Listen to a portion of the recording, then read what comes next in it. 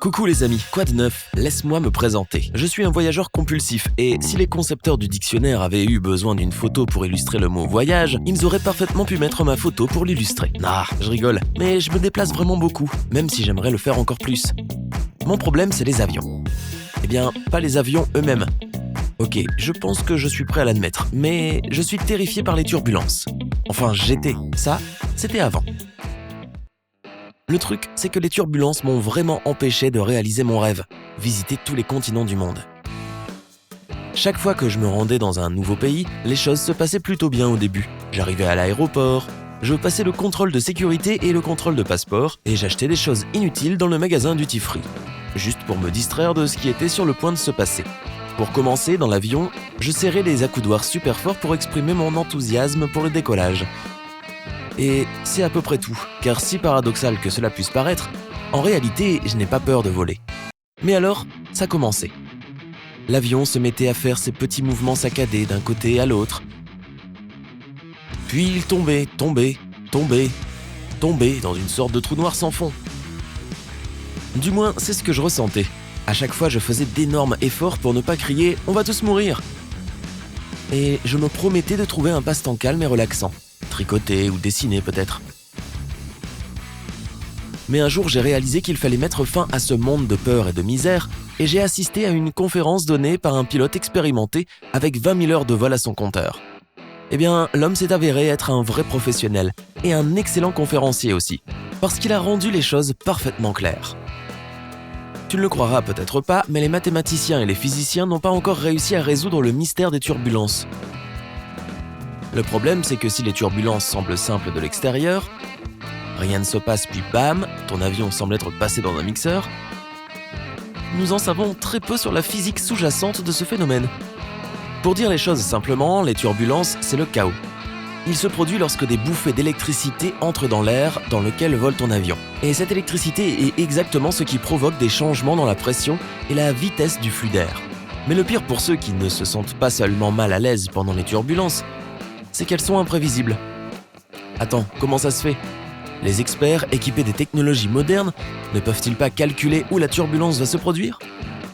N'oublie pas le chaos qui est l'un des principaux ingrédients de la turbulence. Imagine une rivière qui ruisselle rapidement et qui se rassemble autour d'un poteau de soutien d'un pont. Certaines gouttelettes et même des molécules d'eau commencent à entrer en collision avec le poteau et les unes avec les autres. Et peu de temps après, les molécules d'eau autour de ce poteau se déplacent dans toutes les directions et à toutes les vitesses. Et c'est ce qu'on appelle le chaos. Mais ce qui se passe avec l'eau, c'est aussi de la turbulence. Penses-tu que tu serais capable de dessiner une formule qui décrirait ce phénomène? Ah, moi non plus. Le conférencier n'arrêtait pas de parler, mais le mot « imprévisible » était comme un énorme drapeau rouge qui flottait dans mon esprit. Imprévisible signifie dangereux, non? Mais au moment où j'allais commencer à paniquer, le pilote est passé à la partie suivante de son discours. Les avions subissent de la turbulence lorsqu'ils volent dans des tourbillons, qui sont des poches d'air qui montent et descendent.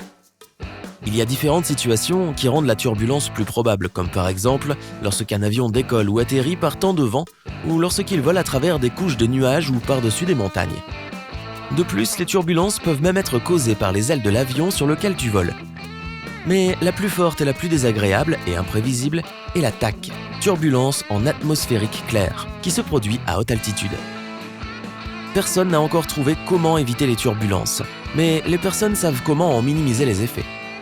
Tout d'abord, au décollage et à l'atterrissage, ils éloignent l'avion des autres aéronefs pour éviter l'influence du tourbillon de sillage, turbulence aérodynamique qui se forme derrière un aéronef.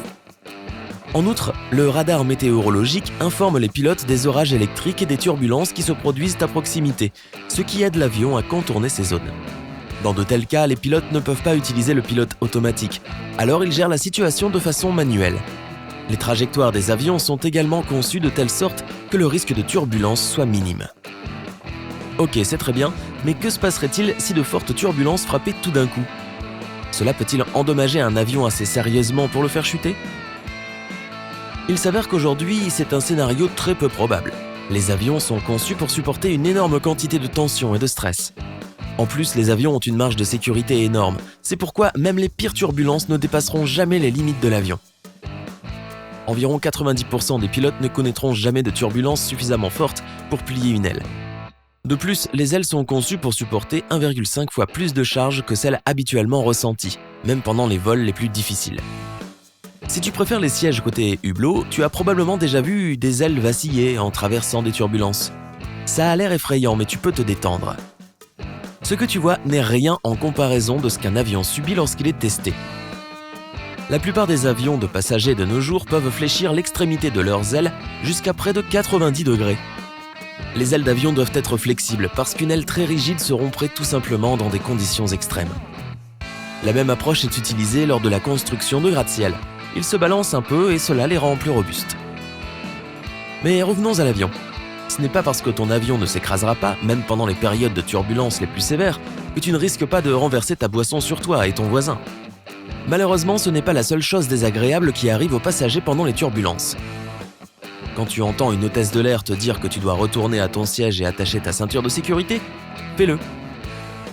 Même si ta vessie te supplie de faire tout le contraire. La turbulence est la principale cause de blessures chez les passagers d'un vol. Et on ne parle pas seulement des ecchymoses. On a aussi relevé des cas de fractures. En t'attachant, tu assures ta sécurité et tu t'évites de voler hors de ton siège. Tu le sais déjà probablement, mais même si le signal ceinture de sécurité n'est pas allumé, il vaut mieux rester attaché.